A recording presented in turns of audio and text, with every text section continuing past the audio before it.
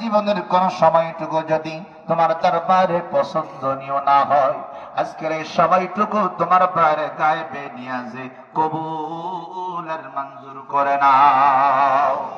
আল্লাহ তাআলা সমস্ত সওয়াবগুলি বিশ্ব নবী মুহাম্মদুর রাসূলুল্লাহ সাল্লাল্লাহু তাআলা আলাইহি ওয়াসাল্লামের রওজা মুবারকে হাদিয়া করলাম, কবুল করে নাও। আল্লাহ তাআলা আমাদের মধ্যে অনেকের জন্ম দুঃখিনী মা